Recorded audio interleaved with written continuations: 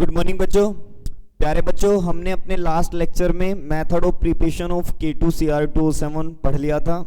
आज हम पढ़ने वाले हैं properties of K2Cr2O7। Potassium dichromate की हम प्रॉपर्टी पढ़ने वाले हैं बच्चों। ये जो प्रॉपर्टीज है इनमें से लगभग 2 से 3 नंबर के क्वेश्चन बनते हैं। अच्छे से समझना है आपने एक एक प्रॉपर्टी को। तो शुरू करते हैं हम बच्चों।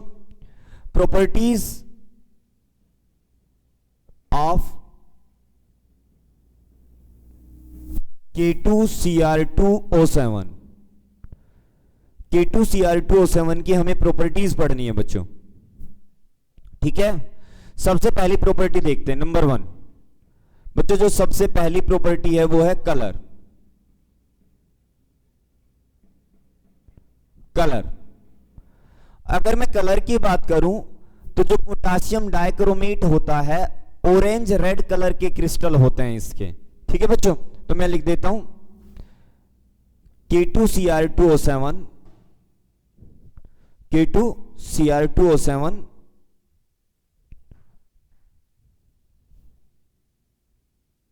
have orange red color crystal।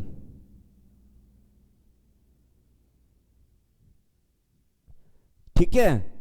अब यहां एक समझने की बात है बच्चों, बड़े काम की बात है, वो सुनना तुम। देखो ध्यान से क्या है K2Cr2O7 बच्चों। हम डी ब्लॉक एलिमेंट के बारे में पढ़ रहे हैं, हम ट्रांजिशन एलिमेंट के बारे में पढ़ रहे हैं। मुझे बताना है यहां ट्रांजिशन एलिमेंट कौन सा है। ये तो एस ब्लॉक का एलिमेंट है, ऑक्सीजन पी ब्लॉक का, ये है हमारा ट्रांजिशन एलिमेंट। तो मैंने सबसे पहले इसकी ऑक्सीडेशन स्टेट निकाली, 2x पोटाशियम की +1 होती है तो ये 2 हो गया, 2 पोटाशियम की। ऑक्सीजन की -2 होती है, 7 ऑक्सीजन है तो -14 बराबर 0। 2x बराबर आ गया, देखो बच्चों 12x बराबर क्या आ गया +6, यानी कि ये जो क्रोमियम है इसकी ऑक्सीडेशन स्टेट कितनी है +6। अब बच्चों एक बात मैं जानता हूं कि क्रोमियम जो होता है, क्रोमियम का नंबर होता है 24 की कॉन्फ़िगरेशन होती है आर्गन 3d5 4s1। ये 24 वाले एलिमेंट की कॉन्फ़िगरेशन हो गई। अब क्रोमियम की ऑक्सीडेशन स्टेट है +6। +6 का मतलब 6 इलेक्ट्रॉन बाहर कर दो, 1 यहां से गया, 5 यहां से गए। तो अब बच्चों डी के अंदर एक भी इलेक्ट्रॉन नहीं रहा, डी के अंदर कितने रह गए 0। अब मुझे एक बात बताओ तुम, जो कलर होता है, कलर वो तो वो एलिमेंट शो करता है ना जिसके डी में इलेक्ट्रॉन होते हैं, जिसके डी में 1 से लेके 9 तक इलेक्ट्रॉन होते हैं, वो कलर शो करता है। हम पढ़ के आए थे कलर ऑफ कंपाउंड वाली प्रॉपर्टी में, कलर केवल वो शो करेंगे जिनके पास 1 से लेके 9 तक इलेक्ट्रॉन होंगे। जिनके पास 0 इलेक्ट्रॉन होंगे वहां डी ट्रांजिशन पॉसिबल नहीं है, और जिसके पास 10 इलेक्ट्रॉन होते हैं उसके पास भी डी ट्रांजिशन पॉसिबल नहीं होती। तो बच्चों यहां जो मेन बात है, जो समझने वाली बात, वो है ये कि यहां डी ट्रांजिशन हो ही नहीं सकती है, और अगर डी ट्रांजिशन नहीं हो सकती तो इसका ऑरेंज रेड कलर कैसे आ गया। तो बच्चों यहां एक बात ध्यान रखनी है कि K2Cr2O7 का जो ऑरेंज रेड कलर होता है वो डी ट्रांजिशन के कारण नहीं होता। इसके पीछे जो रेस्पॉन्सिबल फैक्टर होता है वो होता है चार्ज ट्रांसफर स्पेक्ट्रा। एक बार नीट के एग्जाम में भी पूछा गया ये क्वेश्चन कि K2Cr2O7 have orange red colour crystal due to, उसमें डी ट्रांजिशन पहला ही ऑप्शन था। और बच्चे क्या समझते हैं कि भाई कलर के लिए रेस्पॉन्सिबल तो बस डी ट्रांजिशन होती है, लेकिन बच्चों यहाँ डी ट्रांजिशन नहीं हो रही है, यहाँ होता है चार्ज ट्रांसफर स्पेक्ट्रा। थोड़ा सा मैं बताऊंगा तुम्हें चार्ज ट्रांसफर स्पेक्ट्रा के बारे में क्या होता है। पहले मैं लिख देता हूं यहाँ पे K2Cr2O7 have orange red colour crystal due to charge transfer spectra. Charge transfer spectra बच्चों क्या होता है ध्यान से समझना। अगर मैं K2Cr2O7 की बात करूं तो ये है +6 ऑक्सीडेशन स्टेट में, ऑक्सीजन की ऑक्सीडेशन स्टेट होती है -2। यहां क्या होता है, चार्ज का ट्रांसफर होता है। देखो चार्ज ट्रांसफर स्पेक्ट्रा, इसका मतलब चार्ज का ट्रांसफर होता है, और वो जो चार्ज का ट्रांसफर होता है वो ऑक्सीजन से क्रोमियम की तरफ होता है। बच्चों यहां ये जो ऑक्सीजन है ये एक लिगेंड की तरह काम कर रहा है, और ये हमारा मेटल है। जो चार्ज ट्रांसफर होता है वो लिगेंड से मेटल की तरफ चार्ज का ट्रांसफर होता है। ध्यान से देखना जरा, ऑक्सीजन के ऊपर कौन सा चार्ज है, नेगेटिव चार्ज है। नेगेटिव चार्ज जा रहा है इसकी तरफ, अगर नेगेटिव चार्ज इसकी तरफ जाएगा तो बच्चों इसकी ऑक्सीडेशन स्टेट कितनी है +6। जब नेगेटिव नेगेटिव चार्ज इसके पास जाएगा तो इसकी ऑक्सीडेशन स्टेट +6 से कम होने लगेगी। और बच्चों अगर ऑक्सीडेशन स्टेट +6 से कम हो गई तो डी के अंदर इलेक्ट्रॉन आने लगेंगे। एक बात बताओ, अगर क्रोमियम की ऑक्सीडेशन स्टेट +5 हो गई, जब यहां से यहां चार्ज का ट्रांसफर होगा तो मान लो ऑक्सीडेशन स्टेट +5 हो गई, +5 हो गई तो इसकी कॉन्फ़िगरेशन हो जाएगी आर्गन 3d1, और 3d1 अगर हो गई तो dd ट्रांजिशन पॉसिबल हो जाएगी। तो बच्चों ये जो कलर होता है इसका, ये चार्ज के ट्रांसफर के कारण होता है, और वो जो चार्ज ट्रांसफर होता है वो ऑक्सीजन से क्रोमियम की तरफ होता है। ऑक्सीजन यहां एक लिगेंड की तरह काम करता है, लिगेंड से मेटल की तरफ चार्ज का ट्रांसफर हो रहा है। तो मैं यहां लिख देता हूं एक और बात, K2Cr2O7 have orange red color due to LMCT। LMCT का मतलब क्या है? L का मतलब है लिगेंड, M का मतलब मेटल, C का मतलब चार्ज और T का मतलब ट्रांसफर। यानी कि यहां जो चार्ज ट्रांसफर हो रहा है वो लिगेंड से मेटल की तरफ हो रहा है। ठीक है ना बात बच्चों, समझ गए हो? अब सुनो आगे की कहानी क्या है। नंबर 2 जो हम पढ़ने वाले हैं प्रॉपर्टी वो है हीटिंग। हीट करने पे क्या होगा? अब बच्चों मैं तुम्हें एक बात बता रहा हूं यहां, वो समझना है तुमने ध्यान से। K2Cr2O7 यहां मैं लिख देता हूं तुम्हें, ये एक ट्रिक है याद रखना। K2Cr2O7 को हीट करने पे या एल्कली, एल्कली का मतलब होता है बेस एक तरह का जो OH नेगेटिव प्रोवाइड करता है, या एल्कली ऐड करने पर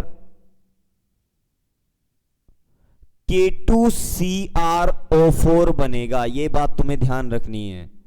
देखो एक बात बताओ बच्चों, तुम ध्यान से समझना, जब हमने मेथड ऑफ प्रिपरेशन पढ़ा था K2Cr2O7 का, तो जो सबसे पहला स्टेप था वो स्टेप था हमें, हमारे पास जो और थी क्रोमाइट और, हमने उससे सबसे पहले सोडियम क्रोमेट बनाया था। सबसे पहले क्या बना था? क्रोमेट बना था, क्रोमेट ग्रुप बना था। अब एक बात सुनो ध्यान से, अगर मैं K2Cr2O7 को हीट कर रहा हूं तो वो टूटेगा, और वो किस में टूटेगा? वो उन्हीं में टूटेगा जिनसे वो बना था। और वो बना किससे? सबसे पहले जो शुरुआत हुई थी वो क्रोमेट ग्रुप से हुई थी। और बच्चों यहां ये नहीं कहेंगे हम सोडियम क्रोमेट बनेगा। भाई बच्चों अगर पोटासियम डाइक्रोमेट को हीट कर रहे हैं तो जो क्रोमेट बनेगा वो पोटासियम का ही बनेगा, सोडियम का तो नहीं बनेगा। सोडियम तो वहां पे यूज कर रहे थे हम, सोडियम से हमने उसको बनाया था। अगर मैं K2Cr2O7 को गर्म करूंगा तो इसका क्रोमेट बन जाएगा। यही मैंने लिखा है यहां पे, K2Cr2O7 को या तो हीट करने पे या एल्कली मिलाने पे हमेशा पोटासियम क्रोमेट बनेगा, K2Cr O4 बनेगा। देखो बच्चों अगर क्रोमियम 2 होते हैं तो वो डाइक्रोमेट हो जाता है, एक क्रोमियम है तो क्रोमेट होगा वो। अब जरा लिखते हैं यहां पे इफेक्ट ऑफ हीट में। देखो ये K2Cr2O7 है, मैंने इसको गर्म किया, मैंने इसको हीट किया। हीट करने पे क्या बना? K2CrO4 बना, प्लस और क्या बनेगा देखते हैं यहां पे। बच्चों एक बात बताओ मुझे, तुम ध्यान से समझना। चलो सबसे पहले तो इसको थोड़ा सा बैलेंस करते हैं। क्रोमियम 2 है, क्रोमियम 1 है तो 2 से मल्टीप्लाई किया। जैसे ही 2 से मल्टीप्लाई किया पोटाशियम 4 हो गए। पोटाशियम कितने हैं? 2, तो 2 से मल्टीप्लाई किया। अब क्रोमियम कितने हो गए? क्रोमियम हो गए 4। इधर क्रोमियम कितने हैं? 2। इसका मतलब कुछ और भी बनेगा। एक बात बताओ मुझे, जब हमने प्रिपरेशन किया था K2Cr2O7 का तो पहले स्टेप में बना था Cr2O3, फिर वो Cr2O3 जुड़ा था Na2CO3 और O2 के साथ, फिर उसने बनाया था सोडियम का क्रोमेट। अरे बनाया था कि नहीं बनाया था? अब यानी कि एक बात तो तय हो गई कि ये जो बन रहा है ये किस किस से बन रहा है? जो K2Cr2O7 बना था वो किस किस से बना था? क्रोमेट से बना था, क्रोमियम के ऑक्साइड से बना था, और उसमें हम ऑक्सीजन भी मिला रहे थे। ये चीजें मैंने यूज की थी जब मैंने K2Cr2O7 को बनाया था। अब अगर मैं उसको डिकम्पोज कर रहा हूं, जब मैं तोड़ रहा हूं तो वो इन्हीं में टूटेगा।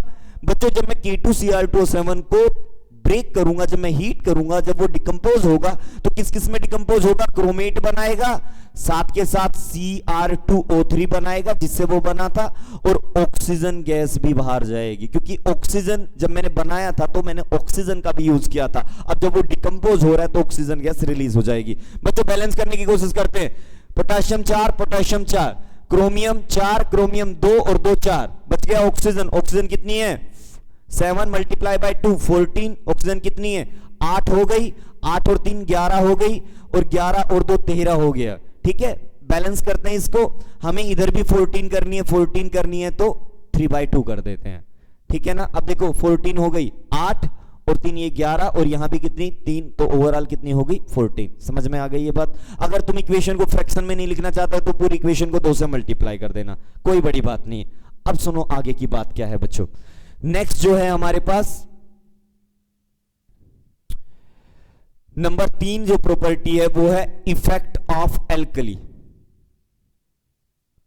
अगर हम इसके अंदर एल्कली ऐड करते हैं, अगर हम बेस ऐड करते हैं तो क्या होगा इसके साथ, हमें वो देखना है। चलो बच्चों इफेक्ट ऑफ एल्कली में देखते हैं। K2Cr2O7, ये हमारा K2Cr2O7 रहा।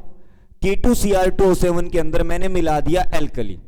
ठीक है, और अभी अभी मैंने तुम्हें बताया था कि जैसे ही हम एल्कली मिलाएंगे K2Cr2O7 के अंदर हम एल्कली मिलाएंगे तो क्या बनेगा K2CrO4 बनेगा। ये बात तुम्हें हमेशा ध्यान रखनी है।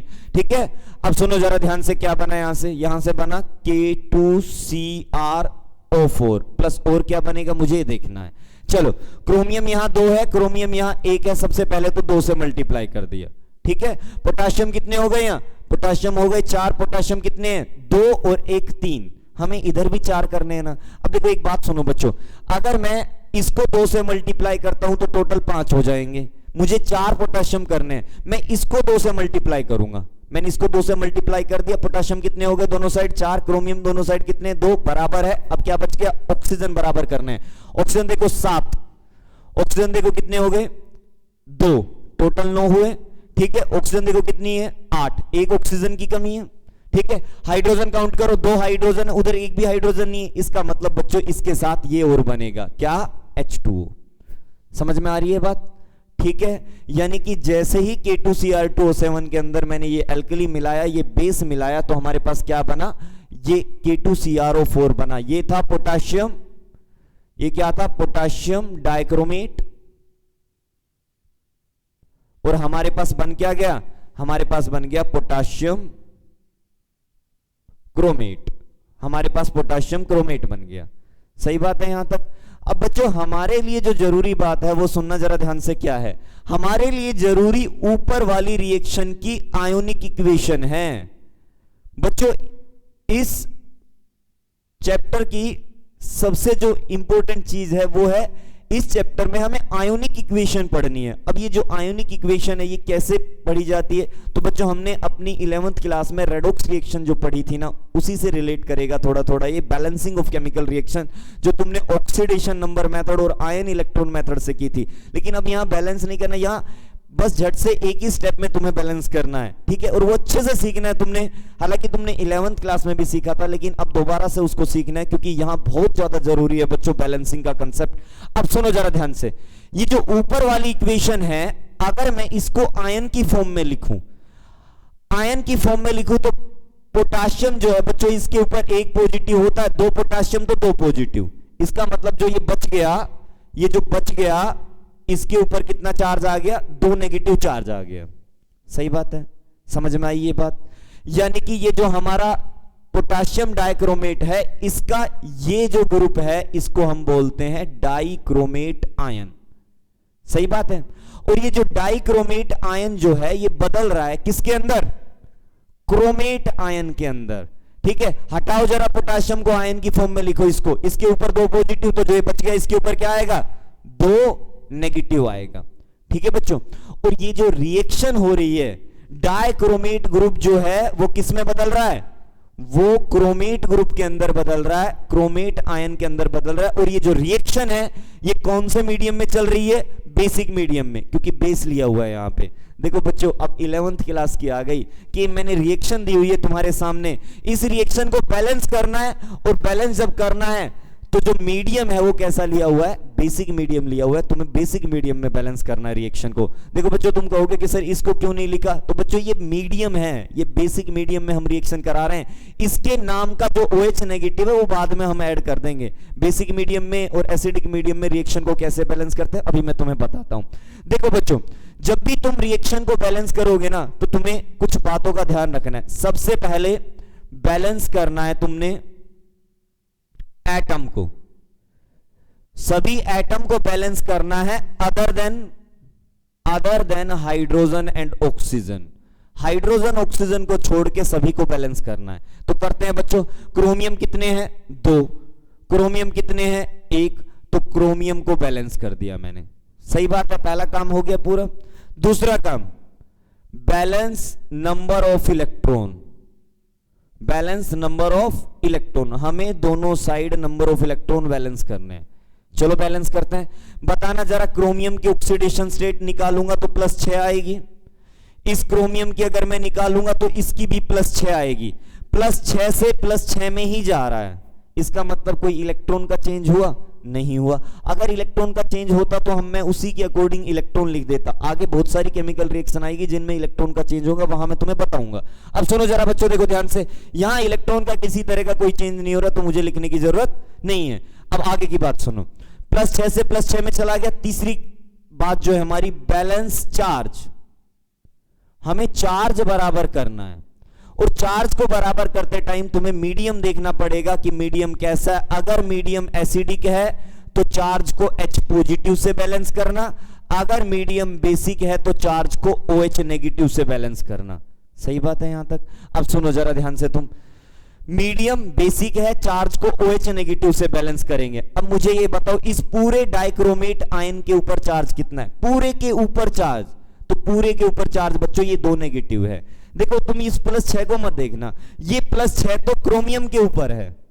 पूरे ग्रुप के ऊपर कितना चार्ज था? पूरे के ऊपर 2 नेगेटिव था। जैसे इस पूरे ग्रुप के ऊपर कितना चार्ज है? 2 नेगेटिव चार्ज है। समझ में आ रही है ना बात? अब सुनो जरा ध्यान से, देखो इस पूरे के ऊपर 2 नेगेटिव, यानी कि हमारे left hand side 2 negative charge है। हमारे राइट हैंड साइड कितना है? इस पूरे के ऊपर कितना है? 2 नेगेटिव। लेकिन देखो इनकी संख्या कितनी है? 2, तो 2 से जब मल्टीप्लाई करेंगे तो इस पूरे के ऊपर कितना चार्ज है? 4 नेगेटिव। समझ में आई बात? इधर 2 नेगेटिव चार्ज है, उधर 4 नेगेटिव चार्ज है। चार्ज को बराबर करना है, मीडियम बेसिक है तो OH नेगेटिव से बैलेंस करना है। OH नेगेटिव को उस साइड ऐड करो ताकि चार्ज बराबर हो जाए। देखो बच्चों, इधर 2 नेगेटिव चार्ज है, इधर 4 नेगेटिव चार्ज है। अगर मैं OH नेगेटिव इधर ऐड करता हूं, एक OH नेगेटिव, एक OH नेगेटिव के पास 1 नेगेटिव चार्ज होता है। एक OH नेगेटिव ऐड किया तो चार्ज हो जाएगा 3 नेगेटिव। 2 OH नेगेटिव ऐड करूंगा तो चार्ज हो जाएगा 4 नेगेटिव। 4 नेगेटिव बराबर 4 नेगेटिव। तो मैं क्या कहूंगा कि भाई मैंने इस साइड ऐड कर दिए 2 OH नेगेटिव आयन। ठीक है, जैसे ही 2 OH नेगेटिव आयन ऐड किए, हमारा ये वाला स्टेप भी क्लियर हो गया। मैंने चार्ज बैलेंस कर दिया, मैंने एटम बैलेंस किया, मैंने इलेक्ट्रॉन बैलेंस किया, मैंने चार्ज बैलेंस किया। फोर्थ जो स्टेप है बच्चों, देखो अभी मैं तुम्हें ये सिखा रहा हूं, जब तुम 2-4 रिएक्शन करोगे तुम झट से अपने आप बता दोगे, तुम्हें लिखने की जरूरत नहीं है, तुम सीधे सीधे बहुत जल्दी से तुम उस रिएक्शन को बैलेंस कर दोगे। नंबर 4 जो स्टेप है, तुम्हें क्या यूज करना है? Balance hydrogen and oxygen. Last में तुम्हें हाइड्रोजन ऑक्सीजन को बैलेंस करना है। अब हाइड्रोजन ऑक्सीजन को कैसे बैलेंस करोगे, ध्यान से समझना। देखो तुम्हें यहां ऑक्सीजन काउंट कर लेनी है बच्चों। देखो ऑक्सीजन कितनी है? ऑक्सीजन की अगर मैं बात करूं तो यहां 7 और ये 9 ऑक्सीजन। इधर कितनी है? 8 ऑक्सीजन।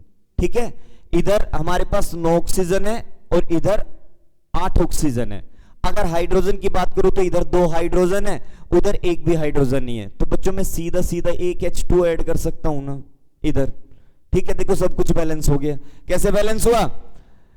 ऑक्सीजन 2 और 7 9, ऑक्सीजन 8 और 1 9, हाइड्रोजन 2 हाइड्रोजन 2, सब कुछ बैलेंस हो गया। और हाइड्रोजन और ऑक्सीजन को हमें H2O ऐड करके ही बैलेंस करना, ये बात मैंने तुम्हें सिखाई थी।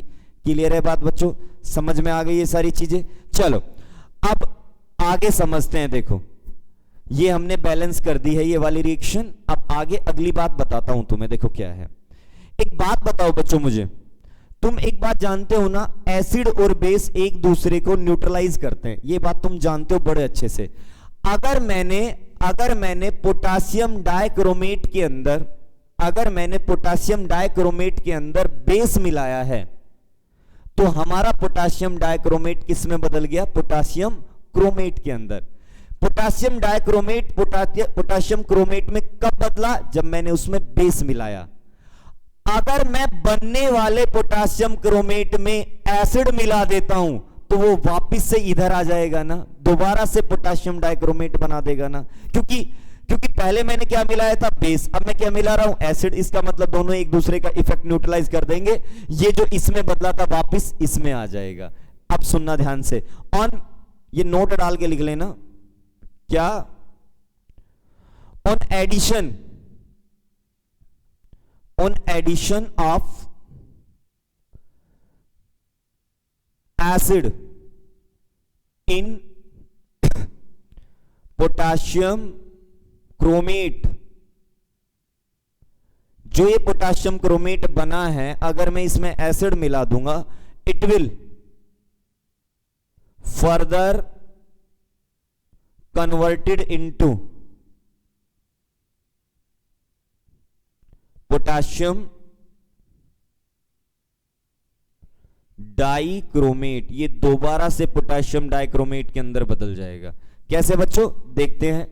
K2CrO4 के अंदर जैसे ही मैंने एसिड मिलाया, H2SO4 मिला दिया डाइल्यूट, तो हमारे पास देखो क्या बना। ध्यान से देखना, एक रिएक्शन तुमने पढ़ी भी थी कल, हम जब रिएक्शन पढ़ रहे थे ना बच्चों, method of preparation of K2CR2O7 का, उसका सेकंड स्टेप पता क्या था? सेकंड स्टेप था conversion of sodium chromate into sodium dichromate. वहां क्या था? यहां मैंने सोडियम क्रोमेट लिया, उसमें H2SO4 मिलाया। जब तुमने देखा होगा उसमें मैंने 2 मोल लिए थे, और जो 2 मोल लिए थे ना सोडियम क्रोमेट में, उसमें मैंने कहा था कि सोडियम जो होता है वो हाइड्रोजन को हटा देगा यहां से, और हाइड्रोजन को हटा देगा तो SO4 के साथ खुद अपना कंपाउंड बनाएगा। अब कौन है सोडियम की जगह? पोटासियम है केवल। तो पोटासियम हटाएगा जब इसको तो क्या बनाएगा? K2SO4 plus. अब यहां बच क्या गया? 2 पोटासियम बच रहे हैं, 2 क्रोमियम, क्योंकि 2 आगे लगा हुआ है ना, 8 ऑक्सीजन। यहां से बाहर क्या गए हैं? 2 हाइड्रोजन। ये 2 हाइड्रोजन क्या ले लेंगे? 1 ऑक्सीजन को लेके क्या बना देंगे? H2। अब ये ओवरऑल बच क्या जाएगा? ये बच जाएगा K2Cr2O7। सही बात है ना बच्चों? क्लियर है? समझ में आ रही है? अब सुनो आगे की कहानी क्या है। आगे की कहानी ये है,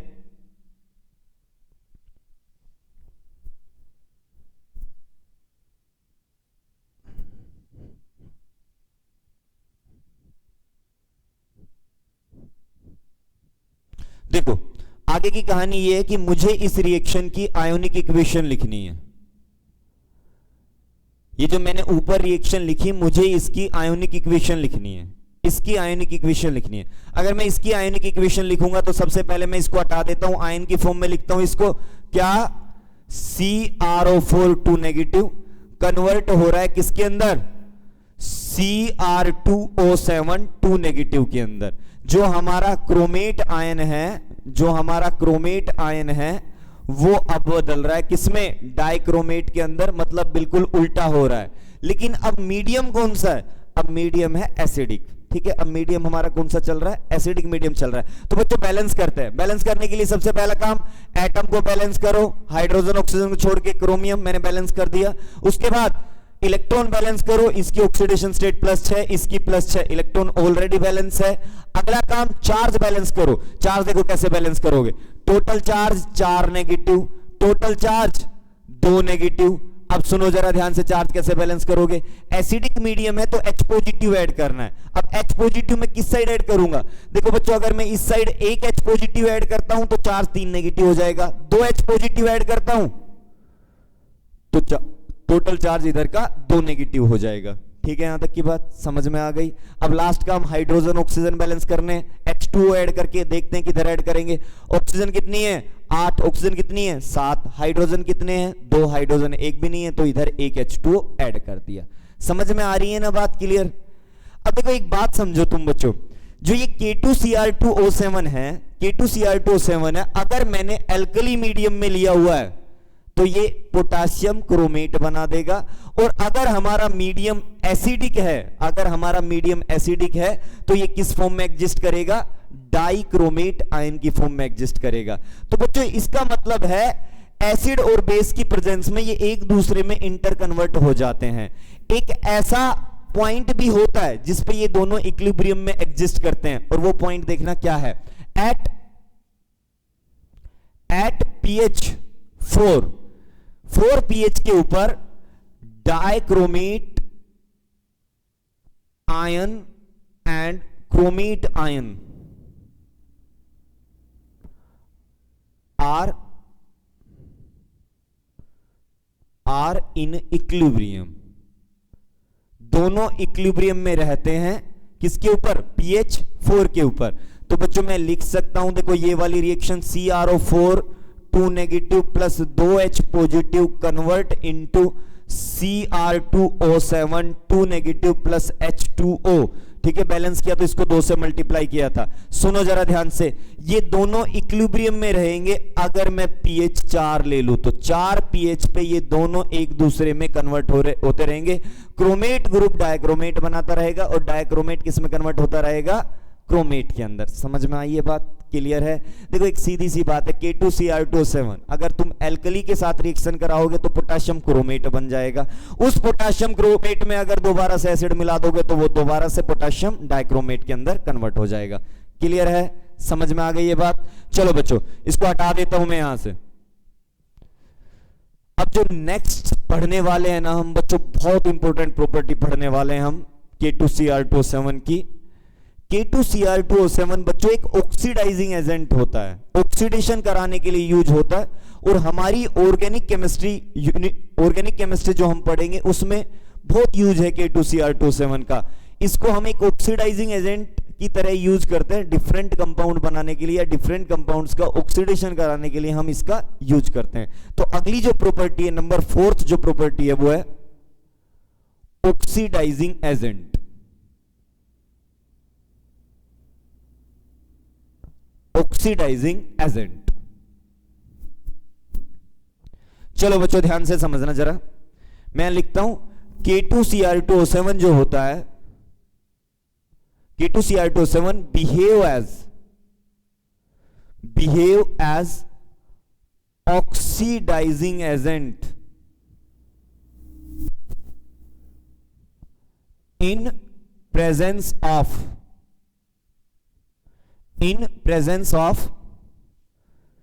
dilute H2SO4। जो हमारा K2Cr2O7 होता है ना बच्चों, डाइल्यूट H2SO4 की प्रेजेंस में एक ऑक्सीडाइजिंग एजेंट होता है। जब हम उसके अंदर डाइल्यूट H2SO4 मिलाते हैं तो वो एक ऑक्सीडाइजिंग एजेंट की तरह बिहेव करता है। क्यों करता है, कैसे करता है, समझेंगे अभी। देखो जरा ध्यान से समझना बच्चों, ये हमारा K2Cr2O7, इसके अंदर मिलाया मैंने H2SO4 डाइल्यूट, ठीक है, देखते हैं ये क्या बनाएगा। अब बच्चों मुझे एक बात का पता है कि potassium is more reactive than hydrogen, ठीक है, हटा देगा यहां से हाइड्रोजन को, हटा देगा तो क्या बनाएगा, K2SO4, यही बनाएगा ना। अगली बात, chromium also more reactive than hydrogen, ये भी हटाएगा यहां से, SO4 के साथ अपना कंपाउंड बनाना चाहेगा। और बच्चों H2SO4 यहां खूब सारा होता है, ये नहीं है कि केवल पोटेशियम को मिल गया SO4 और खत्म हो गया, ये ऐसा कुछ नहीं है। क्रोमियम भी अवेलेबल है उसके साथ रिएक्शन करने के लिए, इतना H2SO4 हमारे पास अवेलेबल है। तो बच्चों क्रोमियम ने भी हटाया SO4 का, तो क्रोमियम भी बनाएगा उसके साथ अपना कंपाउंड। अब क्रोमियम की ऑक्सीडेशन स्टेट क्या होती है बच्चों, मैंने तुम्हें बताया था जब मैं ऑक्सीडेशन स्टेट पढ़ा रहा था, और तुम एक बार देख लेना अपनी नोटबुक को पीछे करके, पेज पीछे करके देखना, क्रोमियम के बारे में मैंने तुम्हें बताया था। क्रोमियम की oxidation state, stable oxidation state एक तो +6 होती है और एक +3 होती है। +6 में ऑलरेडी उसने कंपाउंड बनाया हुआ है, इसका मतलब जब वो इसके साथ रिएक्शन करेगा, जब इसके साथ अपना कंपाउंड बनाएगा तो वो कौन सी ऑक्सीडेशन स्टेट में बनाएगा, +3 में। अब +3 में वो SO4 के साथ कौन सा कंपाउंड बनाएगा, तो बच्चों ये अपने 9th क्लास में तुमने कभी सीखा होगा, क्रोमियम की ऑक्सीडेशन स्टेट कितनी, +3। सल्फेट की होती है -2, तो इन दोनों का कंपाउंड क्या बनेगा, Cr2SO4 थ्राइस, ये वाला कंपाउंड बनेगा। ये है क्रोमियम सल्फेट का फॉर्मूला, ठीक है बच्चों। हटा देता हूं इसको यहां से, तो बच्चों मैं लिख दूं यहां पे क्रोमियम ने जब अपना सल्फेट बनाया तो क्या बनाया, Cr2SO4 थ्राइस। क्लियर है यहां तक की बात, समझ में आ गई है। अब सुनो आगे की कहानी क्या है, देखो पोटाशियम ने हटाया तो पोटाशियम सल्फेट बनाया, क्रोमियम ने अगर हटाया तो क्या बनाया, क्रोमियम ने क्रोमियम सल्फेट बनाया। यहां से बाहर कौन निकला, हाइड्रोजन। यहां क्या बचा हुआ है, ऑक्सीजन। इसका मतलब हाइड्रोजन ऑक्सीजन दोनों जुड़ के क्या बना देंगे, H2O। सही है यहां तक की बात। बैलेंस करते हैं इस रिएक्शन को। अगर मैं बैलेंस करता हूं तो देखो पोटाशियम 2 बैलेंस है, क्रोमियम 2 बैलेंस है। अगला सल्फेट ग्रुप यहां केवल एक है, सल्फेट ग्रुप देखो यहां एक, यहां कितने हैं, 3, टोटल 4 सल्फेट ग्रुप है ना। इधर केवल एक है तो मैंने इसको 4 से मल्टीप्लाई कर दिया। ठीक है, समझ में आई बात। सल्फेट बराबर हो गया। अब बराबर करते हैं हाइड्रोजन को। हाइड्रोजन टोटल कितने हैं, 8। हाइड्रोजन देखो कितने हैं, 2। हाइड्रोजन को बराबर किया तो यहां किससे मल्टीप्लाई किया, 4 से। समझ में आ गई बात। अब सुनो आगे की कहानी क्या है, बच गया ऑक्सीजन। ऑक्सीजन देखा तो 7 और ये 16, टोटल कितने हो गए, 23। यहां काउंट किया तो 4 और ये कितना हो गया, 12। 4 और 12 कितना हो गया, 16 और ये कितना, 4, टोटल कितना हो गया, 20। इधर 23 ऑक्सीजन है, इधर कितनी है, 20। इसका मतलब जब K2Cr2O7 के अंदर जब हम H2SO4 डिसोल्व करेंगे तो बच्चों इसके साथ 3 ऑक्सीजन और बाहर जाएगी। अगर मैं बैलेंस करूं तो देखो 23 ऑक्सीजन अगर बनानी है तो 3 ऑक्सीजन और चाहिए हमें, 3 ऑक्सीजन और बाहर निकलेगी एटॉमिक फॉर्म में और इनको बोलते हैं नेसेंट ऑक्सीजन। ये वो ऑक्सीजन होती है बच्चों जो किसी का भी जाके ऑक्सीडेशन कराएगी। देखो एक बात सुनो ध्यान से, अगर हमें किसी भी कंपाउंड का ऑक्सीडेशन कराना है, मान लिया बच्चों एक X हमारा एक कंपाउंड है जिसका मुझे ऑक्सीडेशन कराना है और ऑक्सीडेशन कराने के लिए मैं K2Cr2O7 की मदद लूंगा। K2Cr2O7 अपने आप उसका ऑक्सीडेशन नहीं कराता। जब K2Cr2O7 को H2SO4 में मिलाया हुआ है तो वो एक ऑक्सीडाइजिंग एजेंट की तरह बिहेव करता है। K2Cr2O7 H2SO4 में मिला हुआ क्या प्रोवाइड कराता है, 3 नेसेंट ऑक्सीजन प्रोवाइड कराता है। इनको बोलते हैं एटॉमिक ऑक्सीजन या नेसेंट ऑक्सीजन या रिएक्टिव ऑक्सीजन। ये वो ऑक्सीजन है जो सीधा जाके इस X के साथ जुड़ेगी, सीधा जाके इस X के साथ जुड़ेगी। और तुम्हें पता है किसी के अंदर भी अगर एडिशन ऑफ ऑक्सीजन हो रहा है तो इसका मतलब उसका ऑक्सीडेशन हो रहा है। तो बच्चों इस K2Cr2O7 ने इस X का क्या करा दिया, ऑक्सीडेशन करा दिया। तो ये किस तरह से बिहेव किया, इसने ऑक्सीडाइजिंग एजेंट की तरह बिहेव किया। बच्चों जो समझने वाली बात है ना वो केवल इतनी है कि K2Cr2O7 में जैसे ही H2SO4 डाला उसने नेसेंट ऑक्सीजन दी, और अगर नेसेंट ऑक्सीजन दी है तो ये नेसेंट ऑक्सीजन किसी का भी जाके क्या करा सकती है, ऑक्सीडेशन। इसका मतलब ये एक ऑक्सीडाइजिंग एजेंट की तरह बिहेव करेगा। समझ में आ गई बात, क्लियर है यहां तक की बात। चलो अब आगे सुनो, इसके बाद हमारे पास क्या है बच्चों, इस क्रोमियम की ऑक्सीडेशन स्टेट है +6 और अगर मैं इस क्रोमियम की ऑक्सीडेशन स्टेट की बात करता हूं तो +3 है। ठीक है, यहां से यहां अगर मैं इलेक्ट्रॉन का चेंज देखूं कि कितने इलेक्ट्रॉन का चेंज हुआ तो बच्चों +6 से +3 में अगर गया है तो 3 इलेक्ट्रॉन लिए हैं, 3 इलेक्ट्रॉन का चेंज हुआ। लेकिन क्रोमियम है कितने, 2, तो टोटल इलेक्ट्रॉन का चेंज कितना हो गया, 6 इलेक्ट्रॉन चेंजेस। सही बात है ना। और किसी भी केमिकल रिएक्शन में कितने इलेक्ट्रॉन चेंज हो रहे हैं वो उसका n फैक्टर बोला जाता है। क्या बोला जाता है, n फैक्टर। समझ में आ गई बात बच्चों। ये जो K2Cr2O7 है ना, इसका मोलिकुलर मास वैसे तो 294 होता है। ठीक है, तुम m भी मान सकते हो। इसका मोलिकुलर मास m बराबर कितना, 294। अब अगर तुमसे ये कहे इसका इक्विवेलेंट वेट बताओ, इसका इक्विवेलेंट वेट बताओ, तो बच्चों इक्विवेलेंट वेट बराबर होता है मोलिकुलर मास और अपॉन में n फैक्टर। और n फैक्टर किसी भी रिएक्शन के दौरान होता है कितने इलेक्ट्रॉन का वहां चेंज हो रहा है। यहां टोटल कितने इलेक्ट्रॉन का चेंज हो रहा है, 6 इलेक्ट्रॉन का। तो बच्चों 294/6 अगर मैं निकालूंगा तो 4 पे गया, फिर 9 पे गया, तो 49 है बच्चों इसका इक्विवेलेंट वेट। वैसे एक बार नीट के एग्जाम में पूछा गया था और ये कहा कि K2Cr2O7 का जो मोलिकुलर मास है वो m है, तो बताओ उसका इक्विवेलेंट वेट कितना होगा। बच्चों अगर मोलिकुलर मास m दिया हुआ है तो इक्विवेलेंट वेट अगर हम निकालेंगे तो m/6 बोल सकते हैं, ठीक है। अब अगर उसने मोलिकुलर मास लिख के दे दिया कि 294 है तो हम कह देंगे 294/6, और अगर m लिख के देता है तो m/6, जो भी लिख के, अगर x लिख के देता है तो x/6। हमें तो क्या करना है, मोलिकुलर मास को केवल n फैक्टर से डिवाइड करना है। समझ में आई ये बात, क्लियर है। चलो बच्चों अब इस वाली रिएक्शन की आयोनिक इक्वेशन पढ़नी है हमने, ठीक है। ये जो रिएक्शन अभी अभी हमने पढ़ी है इसकी आयोनिक इक्वेशन पढ़ने वाले हैं हम।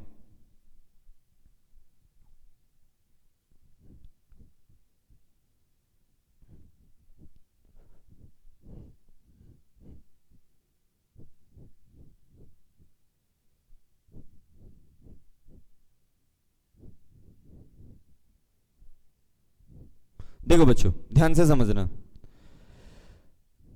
इसकी अगर मैं आयनिक इक्वेशन पढ़ना चाहूं तो बच्चों देखो ये हमारा ये वाला आयन क्या होगा, ये वाला आयन होगा Cr2O7 2 नेगेटिव, और ये वाला आयन बदल किसके अंदर रहा है, क्रोमियम इस वाले के अंदर बदल रहा है, और इसके अंदर अगर बदल रहा है तो इसकी ऑक्सीडेशन स्टेट क्या है 3 पॉजिटिव, ठीक है। बच्चों हमें फोकस करना है क्रोमियम के ऊपर, जो साइड की चीजें वो हमें अभी नहीं लेनी, क्योंकि ये जो साइड की चीजें बन रही है K2SO4 ये जो कुछ भी बन रहा है वो H2SO4 के कारण बन रहा है, और ये H2SO4 तो केवल मीडियम प्रोवाइड कराएगा, एसिडिक मीडियम है, बेसिक मीडियम है। H2SO4 अगर है तो रिएक्शन का मीडियम कैसा चल रहा है, एसिडिक मीडियम चल रहा है, और एसिडिक मीडियम जब हम चार्ज बैलेंस करेंगे ना तब ऐड कर देंगे उसका H पॉजिटिव। चलो बच्चों अब हमें इसको बैलेंस करना है। देखो इस रिएक्शन की आयोनिक इक्वेशन वो बनेगी, यहां मैं लिख देता हूं आयोनिक इक्वेशन। तो बनाना जरा बच्चों इसकी आयोनिक इक्वेशन क्या बनी। देखो सबसे पहला काम एटम बैलेंस करने, हाइड्रोजन ऑक्सीजन को छोड़ के, क्रोमियम 2 कर दिया मैंने। दूसरा काम इलेक्ट्रॉन बैलेंस करने हैं बच्चों, इसकी ऑक्सीडेशन स्टेट +6, इसकी +3, तो यहां से यहां गया तो 3 इलेक्ट्रॉन का चेंज हुआ, लेकिन क्रोमियम 2 है तो टोटल कितने इलेक्ट्रॉन का चेंज हुआ, 6 इलेक्ट्रॉन का चेंज हुआ।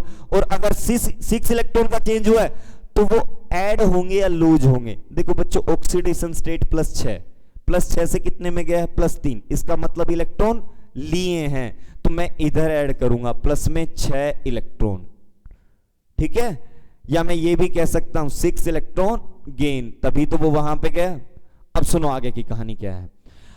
पहला काम एटम बैलेंस, दूसरा काम इलेक्ट्रॉन बैलेंस, तीसरा काम चार्ज बैलेंस। अब चार्ज बताओ टोटल कितना है, इसके ऊपर टोटल चार्ज 2 नेगेटिव, इसके ऊपर 6 नेगेटिव हो गया, इसके ऊपर 3 पॉजिटिव, आगे 2 लगा हुआ है तो टोटल हो गया 6 पॉजिटिव, इधर टोटल कितना हो गया 8 नेगेटिव।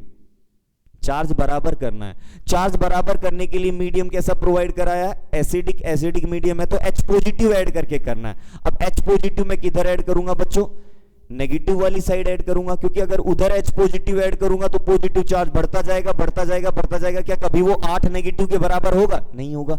मैं इधर H पॉजिटिव ऐड करूंगा, H पॉजिटिव ऐड करूंगा तो पहले नेगेटिव कम होगा, एक टाइम ऐसा आएगा नेगेटिव 0 हो जाएगा, फिर पॉजिटिव वैल्यू बढ़ने लगेगी, और हमें इसको कितना बना देना है, इसको बना देना 6 पॉजिटिव। बताओ बच्चों इस 8 नेगेटिव के अंदर मैं कितना पॉजिटिव चार्ज ऐड करूं कि ये 6 पॉजिटिव बन जाए। तो बच्चों अगर इस 8 नेगेटिव के अंदर मैं 14 पॉजिटिव ऐड कर दूं तो ये 6 पॉजिटिव बन जाएगा, है कि नहीं। और 14 पॉजिटिव चार्ज कितने H पॉजिटिव प्रोवाइड कराएंगे, 14 H पॉजिटिव प्रोवाइड कराएंगे। तो बच्चों मैं यहां लिख देता हूं, मुझे इसके अंदर क्या ऐड करना पड़ेगा 14 H पॉजिटिव। सही बात है, हो गया यहां तक का। अब सुनो आगे की कहानी क्या है। अब लास्ट का काम हाइड्रोजन ऑक्सीजन बैलेंस करने, H2 ऐड करके। ऑक्सीजन 7 है, ऑक्सीजन 1 भी नहीं है, हाइड्रोजन 14 है, हाइड्रोजन 1 भी नहीं है, तो सीधी सी बात है इधर क्या ऐड कर दिए 7H2O। समझ में आ गई बात, क्लियर है। तो बच्चों ये हमारी थी आयोनिक इक्वेशन इस ऑक्सीडाइजिंग एजेंट के लिए। बच्चों ये जो 2 केमिकल रिएक्शन है, एक ये वाली और एक ये वाली, हम अपने नेक्स्ट लेक्चर में लगभग 10 केमिकल रिएक्शन पढ़ेंगे, और जितनी भी केमिकल रिएक्शन पढ़ेंगे हर केमिकल रिएक्शन में इन दोनों को जरूर हम लिखेंगे। तो बच्चों अपने नेक्स्ट वाले लेक्चर के लिए ये दोनों रिएक्शन तुम्हारे टिप पे हो जानी चाहिए, तभी तुम्हें वो लेक्चर पढ़ने में मजे आएंगे। अगले लेक्चर में हम अलग अलग कंपाउंड का ऑक्सीडेशन कराएंगे K2Cr2O7 का यूज करके। ठीक है बच्चों, अब तक के लिए इतना ही, थैंक यू, और पढ़ते रहना है तुमने। ओके